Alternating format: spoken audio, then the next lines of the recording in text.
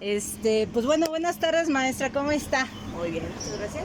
¿Nos podría decir su nombre completo, por favor? Ok, mi nombre es Edith Vargas Samaniego, Y ¿qué edad tiene? 45 años. Se ve muy joven, maestra. Gracias, que se toman. Y ¿es usted originaria de aquí de la Ciudad de México? Así es. Nací en el barrio Bravo. Ahí en Tepito. Así es. Había una clínica atrás Ajá. de la fábrica de chocolates La Azteca. Ujú. Y es donde nacimos. Ah, muy bien, No maestra. nacimos porque nacimos 3 hermanas y seguidas. Ah, ok, muy bien. Y entonces, ¿cómo es que se trasladó usted para acá? O bueno, ¿cómo fue que usted incursionó? ¿O este taller cómo se fundó? En sí, este taller se fundó el 1 de agosto de 1977. Ujú, Él lleva el nombre de El Arte Tarasco. Lo fundó mi papá. ujú. Mi papá era Tarasco. Bueno, era Tarasco siempre y cuando pusieran ustedes la hermana. Ah, Porque ok. Tarasco significa hermano o familiar por sangre, por casamiento. Ah, ok. Y en realidad somos purépechas, no Ujú. tarascos. Sí, de Michoacán, ¿verdad? Así es, de Michoacán. Ujú, Mi papá vino aquí en 1971, no, Ujú. 1970. ujú. Y después de laborar en muchos talleres, logró juntar un poco de dinero y fundar lo que era el Arte Tarasco, lo que ahora es el Arte Tarasco. ¿De qué pueblo era su papá? Palacho. Ah, de Paracho, donde hacen las guitarras. Así es. Ah, ya, entonces ya él empezó aprendiendo el oficio, digamos. Así es. Él empezó a los 7 años tocando maraca. Ah, muy bien. En sí, no se terminó la primaria, Ujú. y él ya a los 10 años ya era uno de maestro.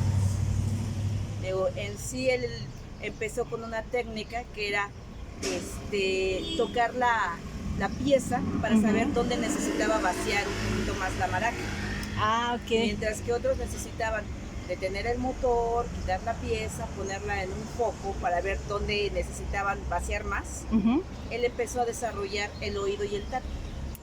Entonces, mientras giraba la pieza, empezaba a tocarla y tiene un sonido muy específico donde tiene menos madera Ujú. y donde tiene más. Ah, Entonces, ok. él empezó poco a poco a desarrollar esa habilidad. ¿Y qué tipo de manera trabajaba su papá? Madroño principalmente. ¿Qué es lo que era de la región? Así es. Y en sí, la madera de madroño tiene una consistencia especial Ujú. que hace que el instrumento musical tenga un sonido más cálido.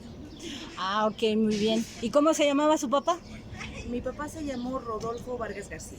Ah, muy bien. ¿Y cómo es que usted, bueno, supongo que con el contacto en el taller de su papá y todo esto, ¿cómo fue que usted decidió incursionar en este hermoso oficio?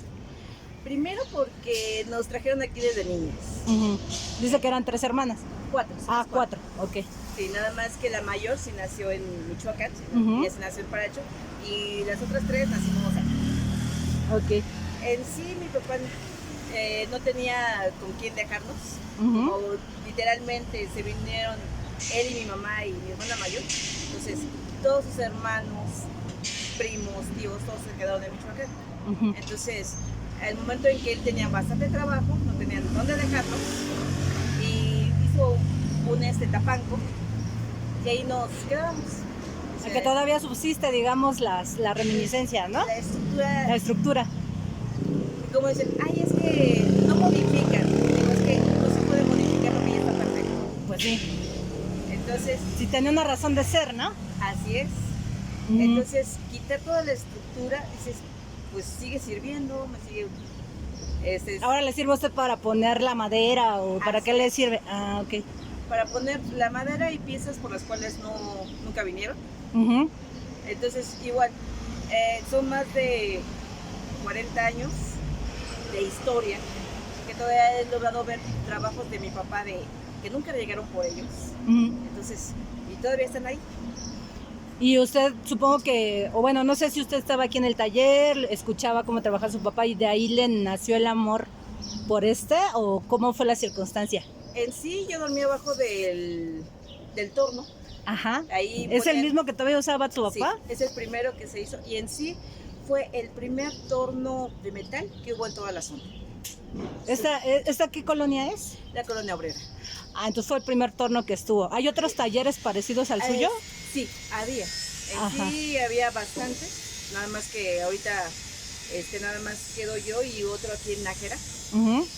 pero todos funcionaban con un motor hecho de madera, bueno, un motor, perdón, una estructura hecha de madera. Ah, ok. Las de pedal, ¿no? ¿Eran de pedal? ¿No? Ah, ok. Era la estructura de madera y un torno, un motor.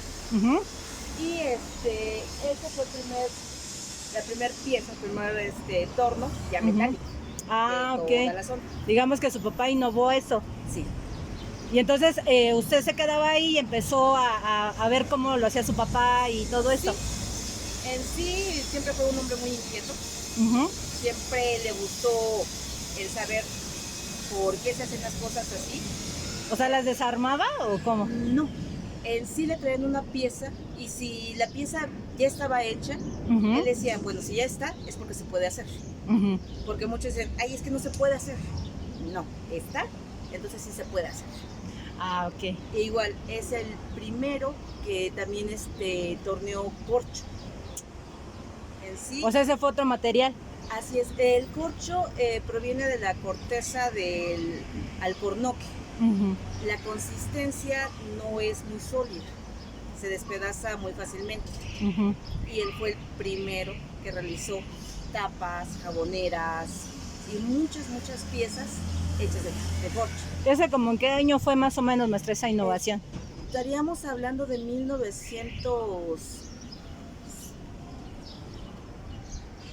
1977, no, en el 79. Ah, ok. Apenas estaban los inicios de... ¿De la colonia, algo así, No, del del taller? taller. Ah, ok. La colonia se fundó en los años 30. Uy, no, pues sí, ya tiene varios tiempos. ¿Y cómo, entonces usted comenzaba a escuchar y le llamó la atención el oficio o cómo fue? No, en sí, como te comento, nos traían a acompañarlos Ujú.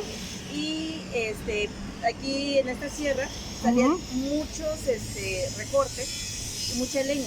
Ah, ok. Y yo me sentaba horas interminables jugando con la leña. O sea, para mí la leña era... Era su juguete. tesoro, ajá. Usted se imaginaba, no sé, escenarios. Construcciones, o sea, lo que era el polvo de la madera, el acerrín y la leña siempre fueron de fascinación. Ujú. Siempre le vi la hermosura a la madera. Entonces, mientras mi papá trabajaba aquí, Ujú. él no se preocupaba por saber dónde estaba. O sea, siempre estaba aquí metida en el mundo de fantasía y la madera. Ujú. Tiempo después, ya cuando empezó pues a verse qué era lo que tenía que estudiar, Ujú. no tenía ni la menor idea. Se me da el dibujo y mi hermana la mayor me sugiere diseño industrial. Termino la carrera ¿Estudió donde? ¿En la UAM? ¿En la UNAM? en la UAM Xochimilco. Ah, entonces somos de la misma universidad. Yo estudié el doctorado. Ah. Algo grandioso tiene esa universidad, por eso nos juntamos. Y aún en la carrera, Ujú. yo siempre le pedía asesoría a mi papá. Pues sí, porque el maestro tenía, yo supongo, 60 años, ¿no? Más de trabajo, ¿no? Así es. Y tenía una habilidad muy especial. Yo siempre he admirado a las personas que sin tener mucho estudio Ujú. tienen una habilidad tal que desarrollan miles de cosas sin apenas esfuerzo. Sí, o sea, es como el talento, pero su papá lo desarrolló, ¿no? Y la intuición sobre todo. Un ingeniero le decía a mi papá, es que usted con un palito y un clavito hace maravillas. Hace un puente, ¿no? Así es. Y es que él hacía implementos Ujú. para poner y hacer más fácil y más rápido el trabajo. Entonces por eso siempre le decían, es que usted con un palito y un clavito, Ujú. y empezaba a hacer todos sus moldes y las piezas le quedaban perfectas, exactas.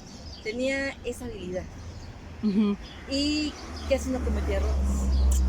Él se quedaba a veces hasta 5 días pensando Ujú. en cómo desarrollar un producto. Cuando empezaba a hacerlo, él literalmente era ya lo estaba haciendo. Sí, ya lo estaba pensando y diseñando, ¿no? y ya lo tenía. Ahora vamos a hacer esto, paso segundo esto y esto. Y no había equivocaciones. ¿Y todo lo hacía de memoria o ibas haciendo sus anotaciones? No, todo era de memoria. O sea, eran proyecciones mentales las que hacía su papá. Así es. Y tenía igual la habilidad de ver en tercera dimensión. Yo con el tiempo yo noté que muy pocas personas nacen con esa habilidad. Y con una memoria, yo creo, fotográfica, ¿no? También. Casi. Para proyectarla, ¿no? Entonces, mis hermanas y yo tenemos la visión de tercera dimensión porque fuimos enseñadas por él. Pero él era nato. Okay. Entonces, digo, y muchas personas necesitan verlo de frente, superior y lateral. Digo, y precisamente en ese, por verlo así, se equivocan mucho al momento de hacer un diseño. Mientras que las personas que tienen la habilidad de ver la pieza ya terminada antes de fabricarla, son las que menos se equivocan. Ah, ok. ¿Y alguna anécdota que usted recuerde curiosa? Bueno, supongo que le han pasado muchísimas aquí en este lugar maravilloso, pero alguna que usted recuerde con mucho cariño, o sea, no sé, alguna pieza, algún cliente que haya venido, regresado y le haya traído otros clientes, algo curioso que usted recuerde. En sí, un cliente con el que mi papá siempre fue muy espontáneo, le daba mucho por hacer chistes. Ajá. Y tenía un cliente que se apellidaba Maya. Ajá. Y empezó a pedirle que le hiciera unos discos porque él hacía calendarios aztecas. Ah, ok. Ajá. Entonces hubo una ocasión en que le habló por teléfono y le dice, soy Maya. Y mi papá le responde, pues yo soy purépecha, ¿y qué? Y le dice, bueno, imagínese, dice, usted es Maya. Le pide a un purépecha que le haga unas bases para un calendario azteca. Dice, entonces nos juntamos las tres culturas. Pues sí, fue todo como una inclusión, ¿no? Así es. Y actualmente, ¿dónde se encuentra usted ubicada para que podamos verla? Si nos podría proporcionar su teléfono. Ok, estoy en la calle de Manuel José Otón, que dice le da, como para que se ubiquen más, Manuel Otón para los cuates. Ok. En la Colonia Obrera, entre Isabel la Católica y 5 de febrero. Nada más, digo igual, yo no hago muebles, ni hago reparaciones. Ok. Lo que hago es moldes para termoformado, fundición, troquelado, rechazado, inyección, serigrafía. Ajá. Todo que sea de revolución. Y de ahí me voy hacia las patas, barrotes, recortes, cajas. De ahí nos vamos a los instrumentos musicales de percusión, como es el djembe, el huehuet, el bodrem, el chamán. De ahí lo que quieran. O sea, uno me puede traer una pieza y decirle, maestra, ¿me puede hacer una réplica? O traerle una foto y usted la hace. Pues todo depende de la pieza. Hay algunas que llevan talla y en eso no me meto mucho. Aunque hace poco hice una pipa para ceremonia, y como la cabeza o chacuaco, le digo yo, donde va el tabaco, era en forma de una serpiente, entonces todo el cuerpo yo lo hice en forma de serpiente. Ah, ok. Creo que es la parte de madera. Entonces cuando me permiten modificar o hacer algo de acuerdo a lo que yo veo, se los hago, y la verdad casi no cobro eso, porque es su imaginación y su creación, ¿no? Y es que además son piezas únicas. Así es. Eso es lo que creo que la gente a veces olvida. Que por ejemplo, usted fue a la universidad, pero por ejemplo su papá, es que yo creo que los maestros de antes también tenían esta sabiduría, ¿no? Porque como usted dice, él lo desarrolló con el tacto y con el oído. Y luego a veces creo que las personas denostan este conocimiento, ¿no? O sea, dicen que no es educación. Yo estoy completamente en desacuerdo con eso. Para mí son las grandes, como su papá, son como los grandes individuos que tienen todos estos conocimientos, ¿no? Que se lo heredaron a usted, y eso es como van viviendo, ¿no? O sea, no solo la escuela es la educación, sino también esto que usted hace. Y es un arte, evidentemente. Yo siempre le dije a mi papá, llevo ya 4 años de universidad, 20 años como profesional, y no le llegaba a los tobillos en conocimiento. O sea, así. Tenía un conocimiento y un sentimiento por la madera. Una vez lo hipnotizaron y le pidieron que viera dentro de sí. Y él lo que vio fue cómo iba corriendo la savia por su cuerpo. O sea, era como un árbol. Así es, él era un árbol. Definitivamente tenía la madera, el árbol. E igual, a nosotros nos enseñó a respetar lo que es la madera, que es algo muy noble. No hay maderas finas, simple y sencillamente hay maderas tropicales, exóticas y comunes. No hay maderas, maderas buenas. O sea, todos son buenos, nada más que hay que saber trabajarlas, ¿no? No, hay que saber para qué las quieres. Ah, ok. O sea, no es lo mismo una madera para una marimba que para una guitarra, por ejemplo. Así es. O para un mueble. Sí. Entonces me dicen, una madera que no se rompa. Digo, ay, la madera es como los políticos. Trabaja cuando quiere, como quiere y se raja cuando uno menos se lo espera. Y el encino mexicano es como el político mexicano. No importa qué tanto lo cepilles, no importa qué tanto lo trabajes, siempre se va a rajar y se va a torcer. Ok. Entonces, Pues muy bien, maestra, pues le agradecemos muchísimo su tiempo. Pues ya esperemos que dure todavía muchos años este taller ya sumando.